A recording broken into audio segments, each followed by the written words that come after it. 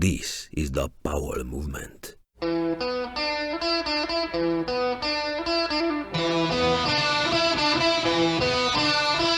Welcome to the Powell movement. I am your host, Mike Powell. And if you tuned in last week, you know that I had a hit and run accident. We actually had our car hit on St. Patrick's Day, had it fixed, and it was hit again, and it was a hit and run. But we found some evidence. We gave it to the police. They were excited because we found out it was a Land Rover. We put the word out through the local news and through all the mommy blogs. And we got a concerned citizen who picked up on the news that we put out and came by the house and said, hey, we see a Land Rover. It's got damage in an area which is consistent with the hit and run you explained on the internet, and we wanted to let you know the address. We then contacted the police. We let them know we knew where the vehicle was. The police came to the house, told us they couldn't do anything. My wife took matters into her own hands one morning on the way to the gym. She decided, instead of going straight to the gym, she went to the suspect's house, knocked on the door at 8 in the morning. They didn't answer. 5 minutes later, she walked by the house again. The door was wide open. She confronted the mother of the house, who was sitting with her 20-year-old son. And the son was sitting at the breakfast table, didn't say anything whatsoever. And the mom explained to my wife that that vehicle, that Land Rover, was in an accident in August and it hadn't been moved since August. It had been sitting on the street. Well, my wife left there not believing a word she said, because when she looked at the car, she could tell it looked like it was washed the day before. There was no way it had been sitting there since August. So that's what we reported last week on the show. From there, we've had a lot more developments. My wife comes home from visiting the suspect's house and immediately wants to do some internet stalking. She finds out the suspect's name and is able to look through his Instagram and find out that we have a friend in common.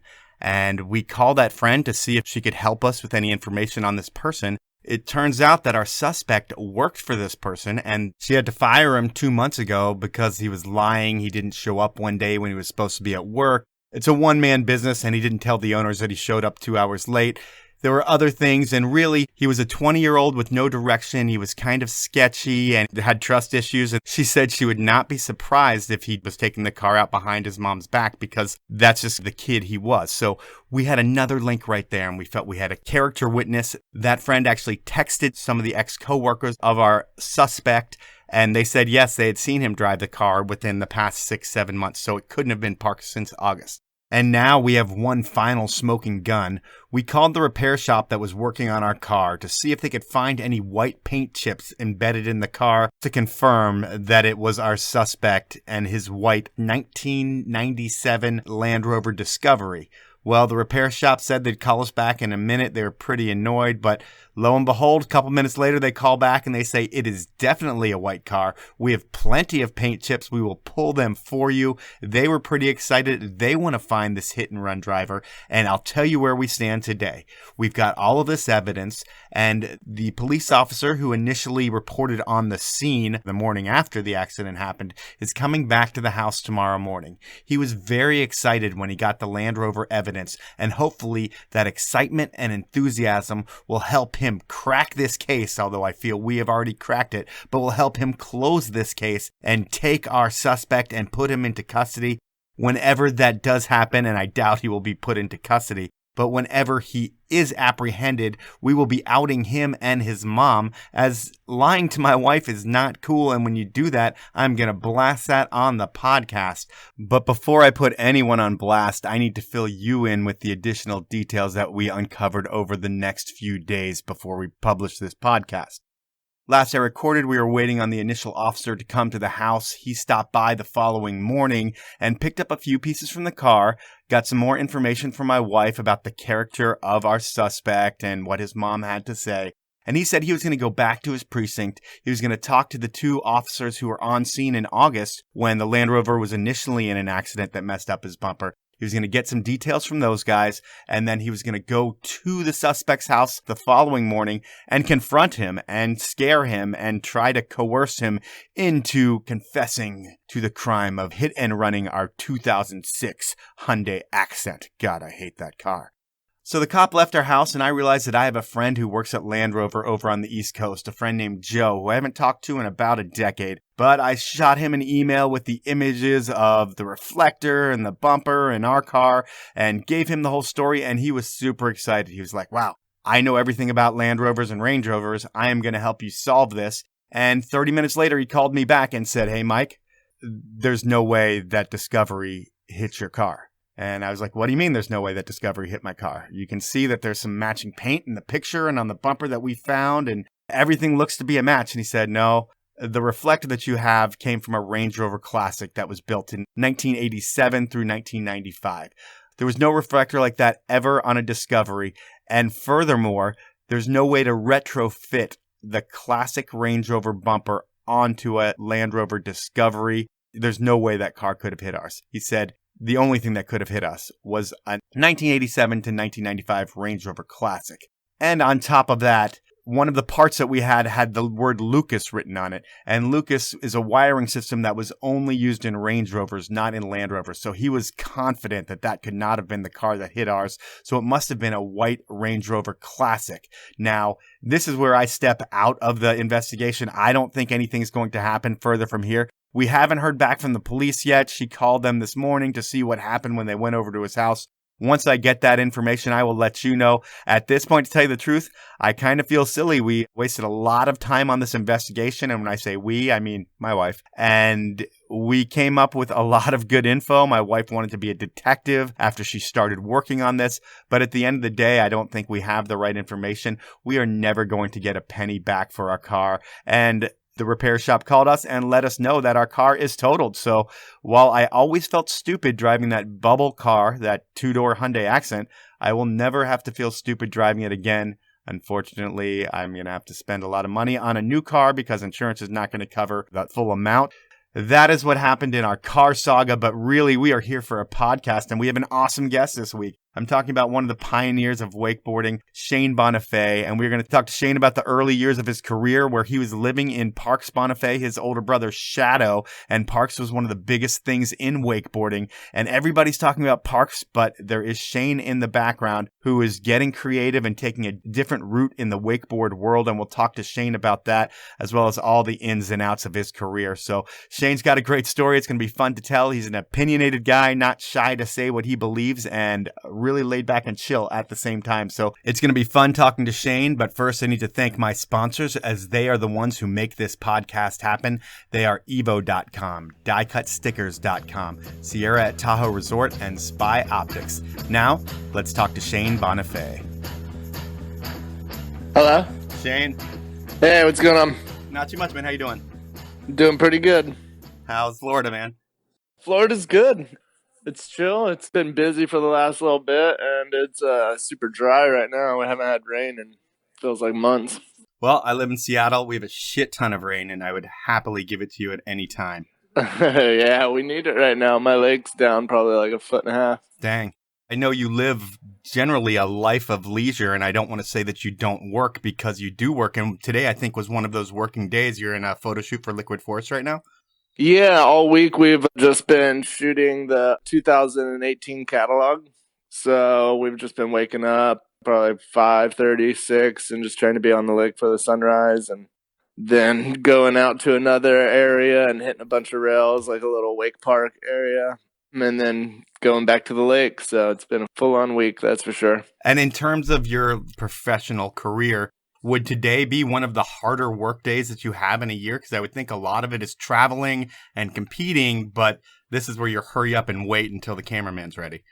Yeah, these ones, I mean, I don't want to say it's the hardest day work because there's definitely some stuff where, you know, this is fairly early in the season, so we're not riding super crazy. And sometimes you'll be having to ride as hard as you can for like 5 days in a row, and you're still trying to shoot and get your best tricks. And sometimes those are the worst because you're so sore, and the last thing you want to do is wake up early, but it's the only good light and the only good water, so. Cool. Well, I'm glad you're able to make some time to come on the podcast and want to tell your story. I know your story goes parallel with your brother. At some points in your career, you were overshadowed by your older brother. And then at some points in your career, you took the thunder, and it'll be cool to talk all the way through it. But your career started out outside of Orlando, right? Like Lake Alfred, Florida? Yeah, me and my brother grew up in Lake Alfred, Florida, which is about 45 minutes outside Orlando. And yeah, we just grew up there. Our parents were water skiers, so we always water skied and did stuff like that. And then once wakeboarding sort of got going and Parks got sponsored, it sort of took off. And then later on, I moved up to Orlando, and I was like, 18. Well, when you say your parents were water skiers, is that just what they did for fun, or was that a career, or what did water skiing play in their lives? So my parents met at Cypress Gardens, and they were professional water skiers. They did the water ski show there all throughout the 70s and 80s and stuff like that, and even into the 90s. But yeah, my dad met my mom because she was like a lifeguard at the beach that he was water skiing at for Disney World. And then he showed her how to water ski, and they became professional water skiers and went to Cypress Gardens. Nice. So does that mean that you've water skied on someone's shoulders before? Oh, yeah. I've definitely been on some shoulders and had some people on my shoulders. So I guess you got into everything through water skiing. And when did you start skiing? I started later than Parks at 3 years old, but Parks actually has the record for the youngest water skiing baby ever at like 6 months, 5 days on the boom and 6 months, 29 days behind the boat. But Nah, that's a lame record to have anyway. It's like you can't even remember it. yeah, I can't even remember it, and it's so long ago that by the time you could use it for any advantage, nobody's really worried about a water skiing baby. Yeah, did you ever clown him? Like, oh, did you know Parks is like the water skiing baby? Everybody knows that. I mean, because the kid's grown up on the water, and he's always been the best at what he's done always. So just being water skiing baby was just another one of his attributes. Gotcha. So how long were you water skiing until? Because wakeboarding comes along and that takes over for you guys. But what age do you make that shift? Parks water skied in the Cypress Gardens show as a ski baby all the way up until he basically had to go to kindergarten and school and stuff. Did they pay him? Yeah, they paid him, and that's what was awesome is he would only use his paychecks to go buy toys, and it was me and him going to buy toys. So we had a lot of action figures, like a lot of Ninja Turtles and He-Man toys, that's for sure. Nice. Your parents didn't take that money? I'm sure they took a little bit of it. I mean, they were bringing him to work every day and feeding him. So I mean, until he's 18, they deserve a cut. they probably just gave him like $20, and it seemed like a lot for a 2-year-old or a 4-year-old or however old he was at the time. Yeah. He did that, and then I wasn't too involved. I would go to some of the shows whenever I was real little, like and for holiday shows, like 4th of July shows or Memorial Day, stuff like that. But then obviously we had to go to school, but we got into 3-event when we were basically in middle school or elementary school or whatnot. Yeah, probably more like elementary school for me. And 3-event is slalom, trick, and jump, where it's like trick skiing's almost similar to wakeboarding, but you're still on a ski with like no fins and it's pretty tiny. Okay. You do spins and flips and stuff. And then slalom is obvious. You know, there's a course set up and whoever can go through it the fastest. And then jump was a big, like, long distance jumping off of their ski jump and stuff. But as kids, we weren't very good at that. Parks kept trying to get sponsored, and I was real tiny, so I just did it for fun and did contests and stuff. But once Parks actually wakeboarded, I think it was like 94, we bought a boat, and they gave us a wakeboard. And he started wakeboarding, and within like a few months, he already had sponsors and won a contest. So that's crazy. Yeah, and we've been 3-eventing for, years, and my mom got us lessons and all of that, and we never could win a contest or get sponsored. So out of nowhere, we sort of realized that Parks was better off on the board, and since he was like one of the young Groms coming into it and already had a sponsor, I just did it too. And lo and behold, I picked up a sponsor within like a year and a half, and you've had him ever since. I had him ever since. Yeah, it's crazy, man. You've been like, what, 23 years on Liquid Force or something like that? We're going on this, 18 will be 21. So 2017 was my 20-year anniversary, and we just did this big video that we got done at the end of last year. I saw the edit. I thought it was awesome, and then I didn't realize that it was last year. I was trying to give a couple years to pad it, but it was like the 20th pro model in the 20th year, and then so I just got my new 21st pro model from Liquid just this weekend when we were doing the 2018 catalog shoots, and I'm super stoked on that. So, and then since that video you saw, I've had surgery, and I almost haven't got to wakeboard since that last little bit of wakeboarding in that video. Yeah, you've been working on an ankle, right? Yeah, I had a weird surgery. It's called a subtalar fusion. Okay. It's where they connect your heel to your ankle with 2 big long screws because my heel was floating too much, I guess, and causing all this fluid and inflammation and stuff like that. So, yeah, so now my heel is connected to my ankle.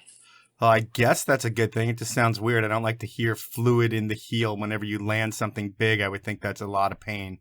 Weirdly enough, it was in the boot. It wasn't too bad. Like when I was wakeboarding, it wasn't too bad unless I had a bad crash and my ankle sort of buckled. But it was doing other things that I almost couldn't do. Like I couldn't run and I couldn't skateboard. And anytime my ankle moved real fast, like I would flick it, is when it would bounce around. So Okay. So I want to talk a little bit more about childhood. You're in the wakeboard industry. When I think of wakeboarding, there's no homeless people in wakeboarding.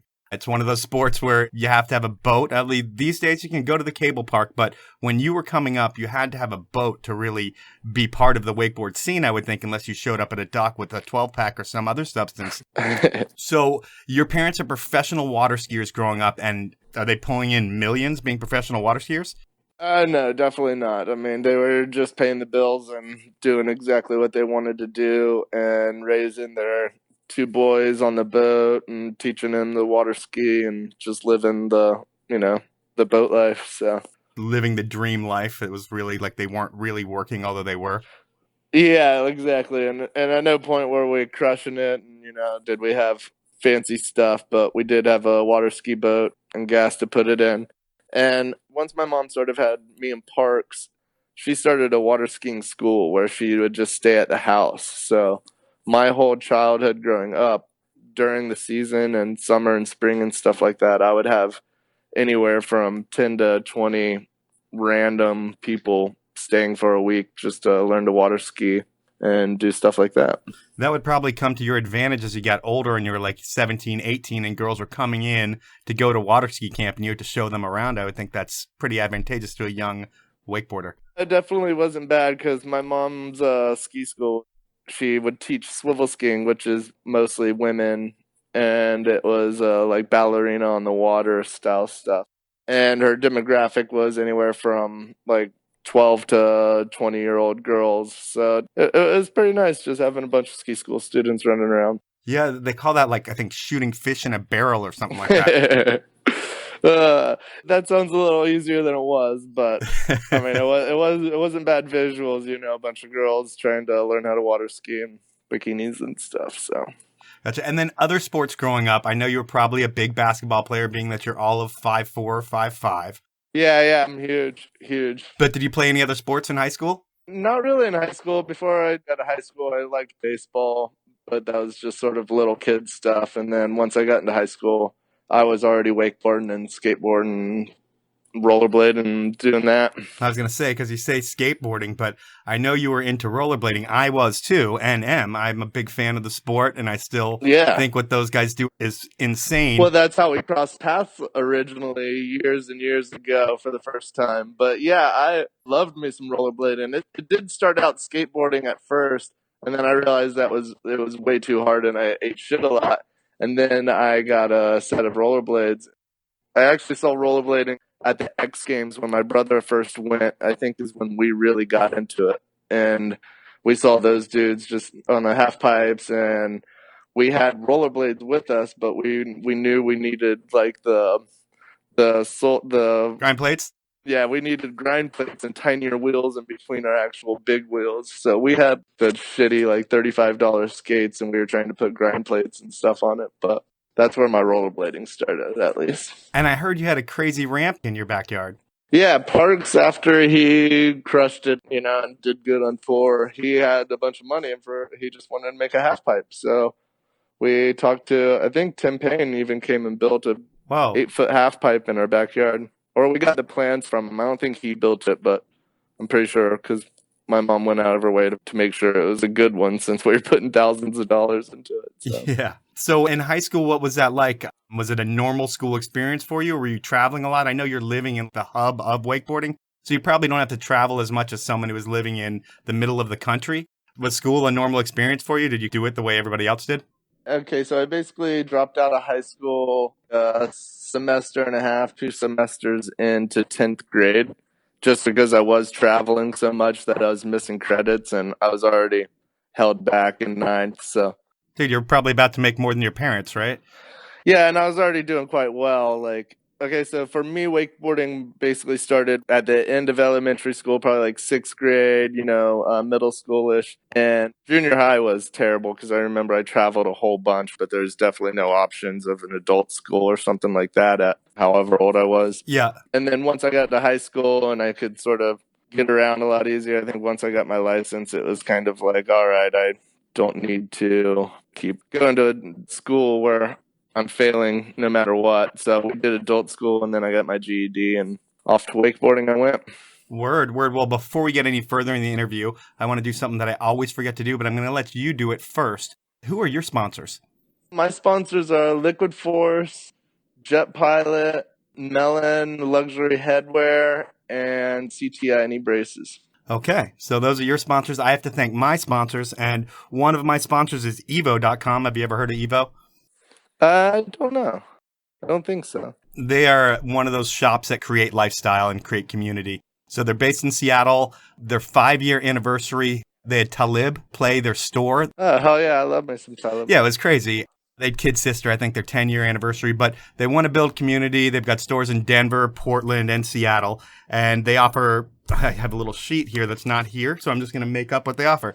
They offer free shipping over $50. They have a no-hassle return policy, and I don't even know what else, and I might not even edit this, but I will edit in that Evo is giving you 10% off your order on Evo.com just for listening to the Powell movement. When you check out, just enter the code capital P, lowercase OWELL, the number 10. That's Powell 10, and you'll get 10% off your Evo order. So Evo.com, I have to thank them for making the show happen. And Shane, I know you like stickers, right? Yeah.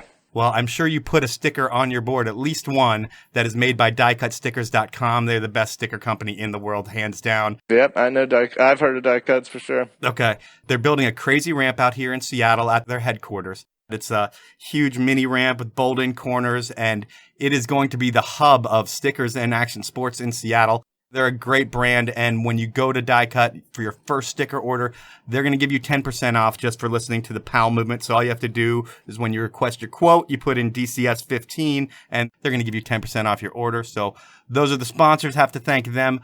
So you get your GED, you're out of high school, and really, I don't know if it's frustrating for you at that point or at any point in your career, people could look at you like, hey, you didn't finish school the traditional way, but I think in the position that you were in, you made the right decision. Of course, no one is going to get paid at 16 years old like you were, and it's one of those things where your parents might not think it's the best choice for you, but it worked out. You've lived an amazing life of leisure so far, right? I'm not complaining at that decision at all. I mean, definitely there's people I've met that, I'm like, man, maybe I should have gone to college. That would have been fun. Everybody has a blast at college, and obviously it does numerous things for people. But the connections I've made and the places I've got to travel and the friendships and everything that's gone along with it I couldn't exchange that for anything. So college is always going to be there, but your prime years of your life and maximizing the experiences like you have is the way to do that. And I think you were able to learn a little bit from your older brother because at that point in time, you're 16 years old and you're a pro wakeboarder at this time. But your brother is like bigger than wakeboarding almost. I won't say he's bigger than the sport because it's hard to be that, but he is one of the most publicized action sports athletes on the planet, it seems like. He crushed it. It's not a lot of 15, 16-year-olds that go undefeated and win X Games back-to-back, and he was just untouchable. And not only that, he is like an awesome guy, a great personality, and he's friends with everyone. Like, he's the voice of wakeboarding and the face of wakeboarding in the sense that when we go to those other events that there's all those other sports and stuff, if you say you're a wakeboarder to somebody, like if you go meet another skateboarder or snowboarder or whatever, and you say you're a wakeboarder, they're excited and they're like, oh, okay, you must be cool because I've met Parks before and he's awesome. And that goes all over the board. Like everybody's like, oh yeah, shit, wakeboarding, Parks? Yeah, that's cool. You guys like to have fun. Yeah, and so learning from him and growing up, I want to know who are your influences because you're so young when you become pro. Do you have riders that you're looking up to, or is it just like seeing what your brother's doing? Yeah, well, for a while, I didn't like Parks' style, and I wasn't a big Parks Bonifay fan because he's a very competitive and a contest rider.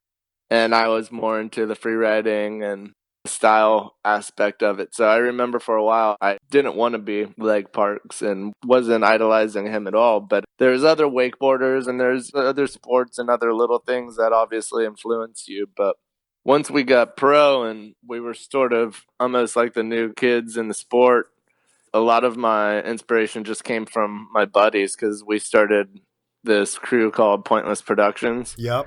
And all of those guys were just my inspiration for years, as just my best friends. And every single day we'd ride, they'd do something that would blow my mind or blow our minds. So, and with Pointless, you guys were what, like 18, 19, 21 at that point when movies were coming out with that crew? Yeah, I mean, it was, we filmed for probably like 2 or 3 years, and it was, probably just right about there. Like, I would say 18 to 22 was. And arguably, you weren't the most famous of that crew because there were some huge names in it. But at the same time, if you were to ask any of those guys, it was almost like you were the ringleader behind the creativity of it and the filming and the editing and a lot of that creative side. Probably even the logos and things like that, I think you did. So it was one of those things where you were the backbone of Pointless, even though you might not have considered yourself to be that at the time, because I'm sure it was more than just videos. I'm sure it was a lifestyle that involved a whole lot of fun that we can't talk about, or we can, it doesn't matter. A lot of it was on my shoulders, and I was known as sort of the ringleader, the main guy doing it, because I filmed, maybe 80% of it, and I edited, 80% of it. It wouldn't have been anything without those guys. So. No, I mean, talent is talent. But it is what helped me get a little momentum in the sport, too, is once people realized that I could put together a video, and we all did ride really well in it. But, yeah, I mean, we had Danny Harf and Parks in it, and both of those guys were X Games medalists and, tour winners. And then there's guys like Francois, which was my right-hand man during it, and he lived with me, and he helped me do most of all of the editing and filming and stuff. But he's a name that nobody even really remembers nowadays. Like, he wasn't at the top of the pack then, but he was an individual and he had a style all of his own. But he's one of those guys that, didn't get the credit for as much as he worked on it and stuff. So I think when you look at it in terms of talent, what those guys are doing and what you're doing as well. I mean, the talent on the water is one thing, but the way that the editor is able to create a mood and a vibe and actually show the riding in a positive light that those athletes really are stoked on. I mean, they probably look back at that and be like, man, I wish he was still editing so he could be making my segment again so I could be shown how I want to be seen.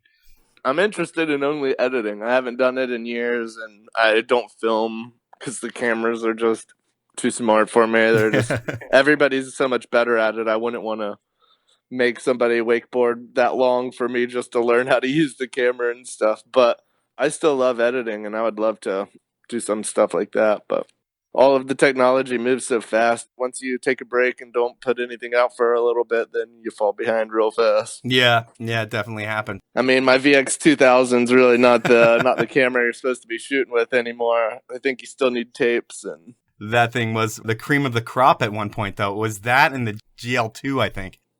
Yeah, I was big on the VX. I have the VX 1000 tattooed on my shoulder, and I got the VX2 like just sitting in the corner right next to my TV.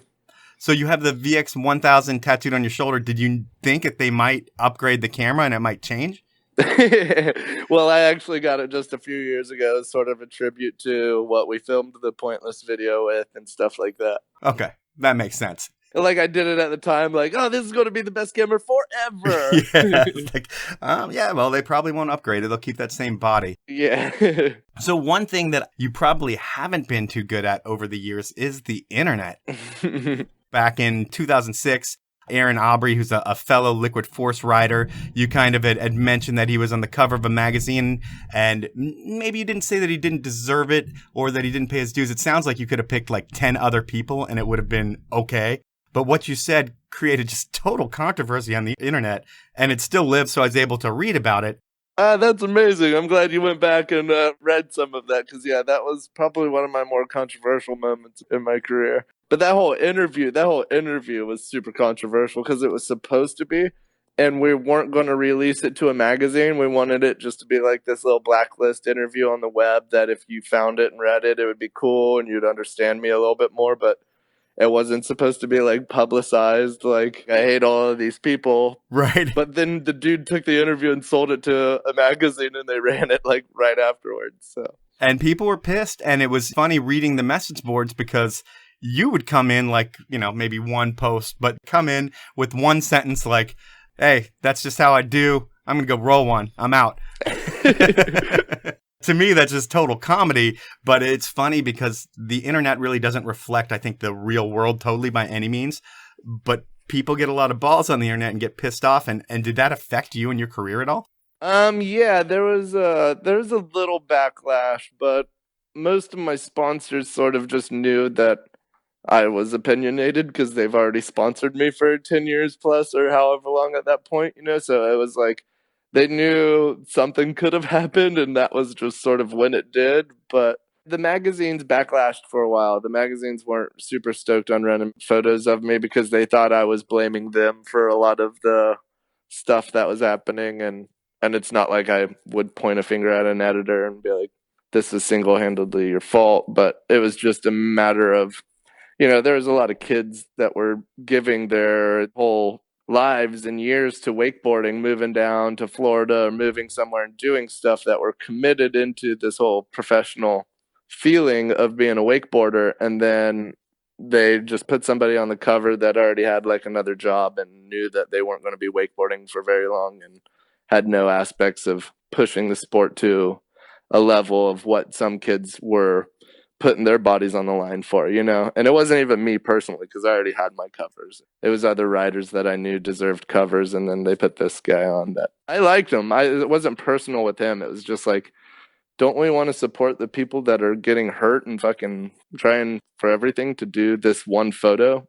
I can see where there's definitely two sides of the coin. It's like, hey, we want to show all this talent, but then you're like, hey, the industry is small and there's only so many pros that are bleeding for the sport to build it and to keep it going. Yeah. I mean, there's an argument on both sides. Yeah, there definitely is. And I'm one to even take the other side and argue against me if we wanted to do that. But yeah, that whole interview, there's a few other things in the interview that got me in trouble too, where I called out a main judge, like a chief judge, about some bullshit call that affected me and stuff. So, speaking of contests, what do you think of them? You seem like such a chill dude.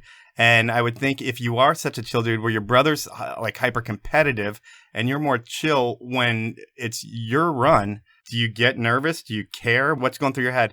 I get real nervous. I didn't whenever I was younger, but definitely in the last, maybe 10 years, I get super nervous. And once I sort of got a claim and like people knew who I was, and it was like, I wanted to make sure that I didn't, embarrass myself once people sort of noticed my name. But before I was that big and before I won any contest, I wouldn't get nervous because I was like, what? I'm not going to win. Like, there's other better guys out there. But I really like contests. I'm known for free riding, and I go to a lot of contests just to, like, I even compete in them, but I support it, and I love the contest scene. I just don't do good in it as often as I would like. Yeah, I hear you. It's a great vibe because it brings everybody together, like in kind of a way a wedding or a funeral would do. And I don't know why I brought both of those up. And then the contest part's almost like the shitty part unless you're on the podium because you're nervous and you'd rather just go ride with your friends, but you have to get your run out of your way. If you have a great run, I'm sure it's awesome. But if not, it's a little bit of frustration, I would think. Yeah, but those nerves are good. I like that feeling of, wanting to accomplish something in front of people. I think that's really cool. And the guys that ride really well in shitty conditions, it just proves that they're that much better at riding, because a great rider could go out there and be like, oh, it's too windy, this sucks. Yeah. But you have a really good rider go out there and do his run, and you're like, well, he can do it. So, all right, now I have to do something that might be awkward, but I'm going to do it anyway.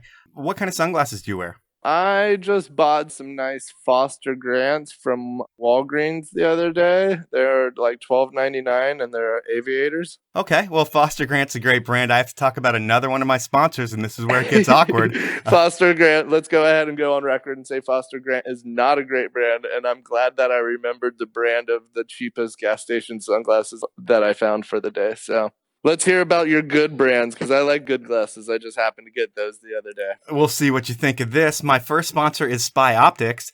And Spy, and Spy, they have the Happy Lens. And I don't know if you've ever worn the Happy Lens, but what it does, it takes UV light that comes through the lens. It filters out the bad UV lights, let the good ones in. It lets your eyes relax. It puts you in a better mood. It's science and it works. And the folks at Spy, well, they're going to give you 25% off your order at Spy Optics. You too, Shane. If you want to order from Spy, you can get 25% off your order with them. All you have to do is type in capital SPY, lowercase podcast, number 25 when you check out, and Spy will give you 25% off your order. Here's one you're going to be more excited about. My last sponsor is Sierra at Tahoe Resort. And have you ever snowboarded at Sierra at Tahoe?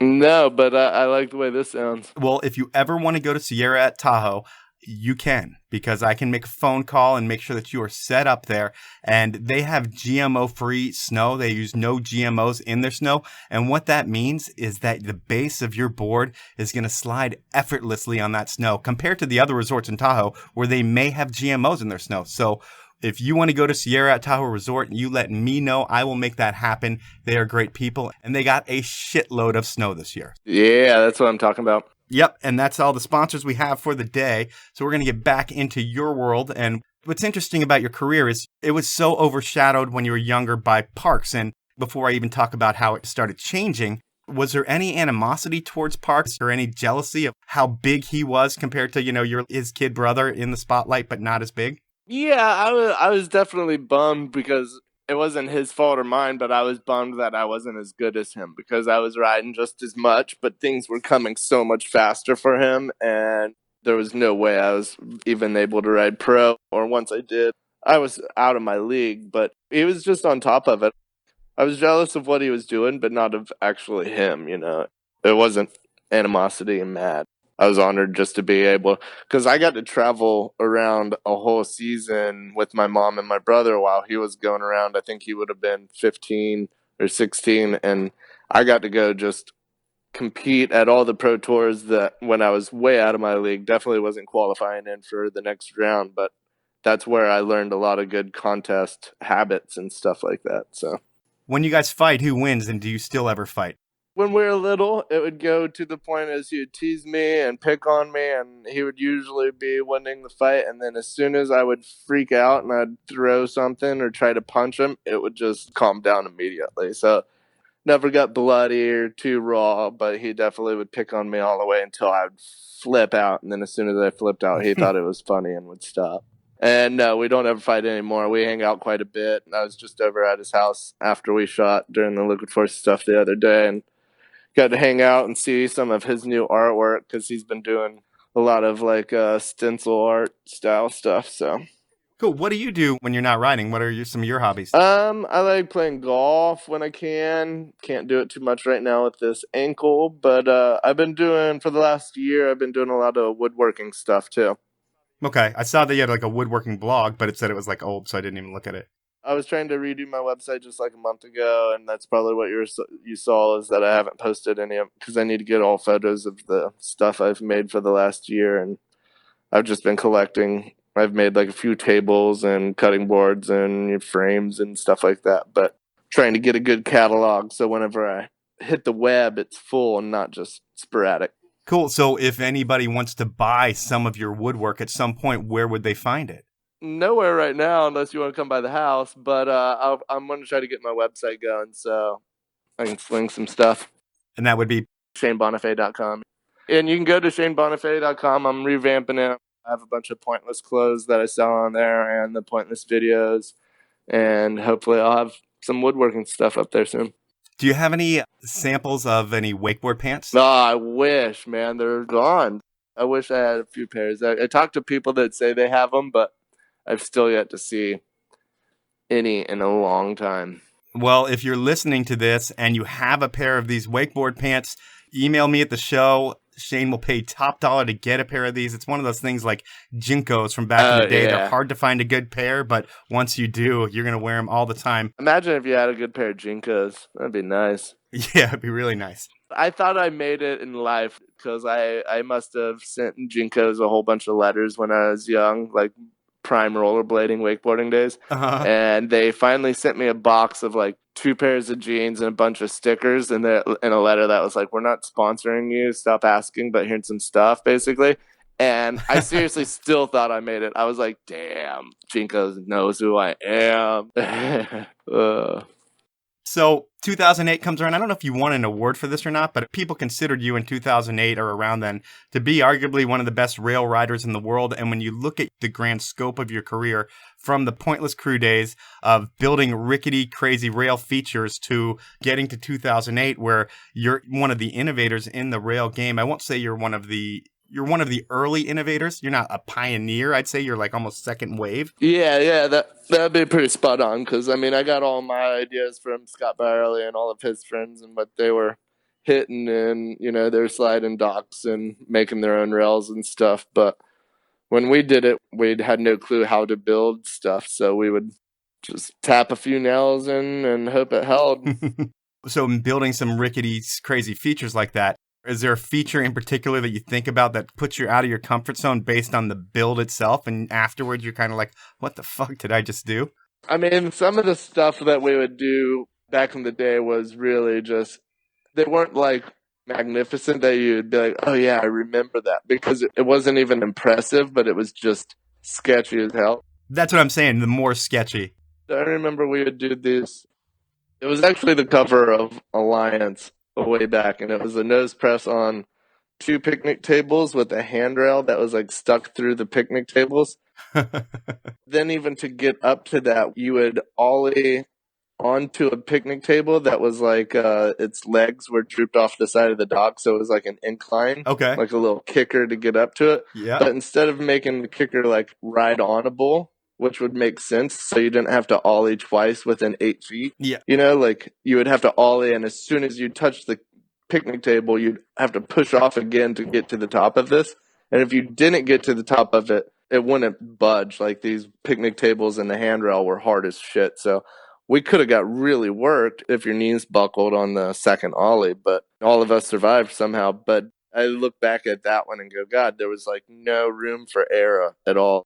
But maybe that's why I got the cover. So yeah, that's how you get a cover. I mean, some of those things you look back and in what you're doing, you are progressing the sport in these sketchy type things. And given you might not have the construction background to build things, but you have a vision and you're going to make it happen. You're going to get it in an edit. As long as you live to tell the tale, that's all that matters. I mean, I guess luckily I was just wakeboarding and not doing something that nobody would see. Like, because I was going to probably do this type of stuff anyway. You know what I mean? Like, even if it was skateboarding or rollerblading and I wasn't sponsored, like I would still be making stupid shit. But luckily I was wakeboarding and they had a magazine to put the photos in. So yeah, that helps too. How much do you think you made in one calendar year in wakeboarding? If I'm going to rank pros on like Parks being 100 of the top of the game in terms of earning power and the top of his career, I mean, you're probably 85 right there. And in one calendar year, how much were you able to walk away with? I mean, it's sort of a tough call because up until I was a little bit older, my parents took care of a lot of the stuff. And that's, all the way up until I was probably like 22, 23 or whatnot. And that's when I had some big wins. Like when I started Pointless, I won 15 grand for the Advanced Triple Crown. And within a month, I spent all of it just on computer and a camera and stuff to get Pointless going. And at that time, those were some of the best times that my board was selling. And I heard a quote from somebody just recently that it was, if it wasn't for me and Sean Watson on Liquid Force and Parks and Danny on Hyperlight, if it wasn't for those 4 pro models, wakeboarding would have gone through a depression, like a big downfall during those years, because we were selling boats and stuff, but nobody was really buying any other boards besides those 4. And I know for a fact Watson's outsold my board, and my board was doing great, but I don't have a good number on it. I would say, can you make like 150 grand in a year wakeboarding? I think so. Yeah, I think those dudes were probably, I'd say anywhere from 120 to 150. That's pretty solid. Yeah, at the peak and the prime, and the guys now, if you go and win every contest right now, you're making probably 80 grand just from contest winnings alone. So yeah, it's a different sport now than I think when you were coming up, because to be a contest jockey like that these days, I mean, you're a full-on athlete who's training, and I would think in a lot of shape. And I'm not saying that you're not an athlete by any means, but I would think the party aspect and the lifestyle aspect means a lot to you too. Yeah, definitely. I mean, it's not worth going everywhere if you're not going to have some fun while you're there. I felt like I stayed pretty healthy and pretty athletic while, still having a lot of beers at night or whatnot. And even whenever, like, for example, my surgery right now, like, I haven't been able to do anything active up until the last month, but I haven't gained a pound even sitting on the couch for 4 or 5 months, like, not being able to walk or anything. So it's crazy. I got a weird metabolism. I stay fit. I look like a beast no matter what. It's amazing. A small beast. I got to thank my mama for that one. My dad's got a huge gut, and Parks looks just like my dad, and I look like my mom. So, all right. In terms of pro models, you've had 21 pro models, and we don't have to talk about a lot of them. I think we should talk about the closed toe innovation that you brought to the table. I mean, I think in wakeboarding, there wasn't really a snowboard style setup out there. And it was one of those things that you were adamant about getting at least a sample for you to try just based on the function of it. And you made that happen. And that's all you ride now, right? I mean, I would say almost 90% of the industry rides closed toes now. And it happened all in that 1 year. Because for a while, everybody just thought you didn't want closed toes in case you went through your boots, and I don't know why, but we just always believed that, and especially with the water suction thing, like having water not be able to come out of the toes of the boots, like it would just feel like your shoes were filled with water and it'd be too heavy. Yep. But I mean, obviously, once I told Liquid Force, I was like, no, we need to do this. I think we're losing out on a lot of toe leverage, whether it be on that heel edge or whatnot. Function, all of that. And they came to the table. It was a big, bulky boot at first, but it worked. And within my first set, I could tell that it was an obvious, better, more responsive boot. So it spread like wildfire right after that. And I wasn't the very, very first. That wasn't the very first closed-toe boot. There was this other one that back in probably like 92, I would say, 93. They had one that was almost like an aqua sock that would go in like a hard plastic, and it would have like cranks on it, like a rollerblade, like little ratchet like straps. buckles? Yeah, like buckles like that. And it was terrible. It was hard and nobody liked it, but that's why nobody went back to it for 10 years. And then we were like, Jesus, we can make a better boot than that. Well, there's another Shane out there, and his name is Shane McConkey. And before he revolutionized skiing and snowboarding with rocker technology, it had been used in like the 70s and 80s, but hadn't been used well or correctly. And it's on a smaller level, I would say, what you've done is made product function better based on your belief of, hey, this leverage thing's going to work. It works on my snowboarding, and I make it work in the water. And 90% of the industry is using it. That means that you are absolutely right. And that's something that they can never take away from you. I'm really happy with some of the small little contributions I've made to wakeboarding, like closed toes and board pants and Tootsie Rolls and Dum Dums. God, the worst trick names ever come from the wakeboard industry, I feel like. Yeah, I don't know. I mean, that was the problem. It was such a young sport, and whenever you let a 13-year-old name some tricks, he's going to come up with some stupid shit. That's true. I mean, same thing happened in rollerblading. Yeah, I don't know. I think rollerblading's got worse names than wakeboarding. The wakeboarding's got some bad ones, but there's some odd ones in rollerblading. When you let 13-year-old kids name tricks, and that's what happened in wakeboarding, and that's what happened in rollerblading, because those are two sports where when it started, it wasn't going to be a 25-year-old who was going to be the leader of those sports because there just weren't people doing it. And it was people like yourself and your brother taking that sport to the masses. And yeah, it totally changed it. But what's next for you? I'm not sure, Let's keep riding. I love the brands I work with. We made the big video, the 20-year anniversary with Liquid Force, but I've literally been with Jet Pilot just as long. Like, they've stood behind me and they've made product that, board pants were a stupid idea. Like, that was a crazy, crazy idea, but they sold really well. And if you didn't have a, original mind or a young kid saying, let's try something different, then they, stuff like that. But I love my brands and I want to stick with them. If if there's some way I can just keep selling some Liquid Force boards and keep people wakeboarding and going out on the boat, that's what I like. I mean, your career, you've been a professional wakeboarder longer than you haven't, which is crazy. What, like 35 years old or something like that? Yeah, 33, and I've been sponsored for 21. So it is pretty crazy. I don't know what else I would do. Like, it's all I know. 21, I mean, in going to Jet Pilot, you can make a beer-themed movie, and you're turning 21 on their brand. So you can just make a movie on that, and you're finally legal to drink.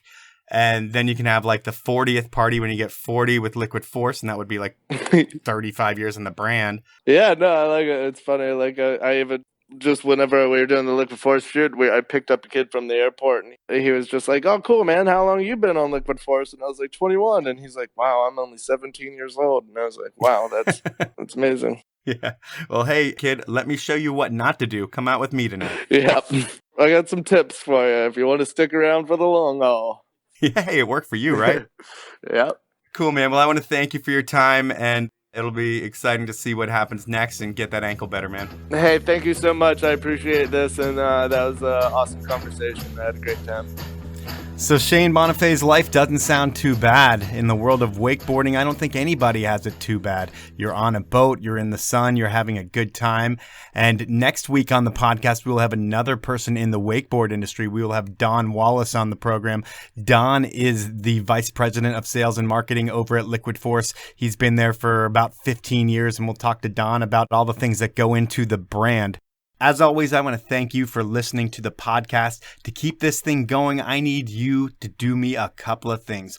One, I'd like you to follow me on Facebook at Powell Movement, on Twitter at Powell Movement 1, and finally on Instagram at The Powell Movement. And share my posts and like them as well, because by doing that, we'll be able to grow the program and continue to get great guests and keep my sponsors, Evo.com, DiecutStickers.com, Sierra Tahoe Resort, and Spy Optics happy and sticking with the show. Thanks again for listening, everyone, and I will talk to you next week.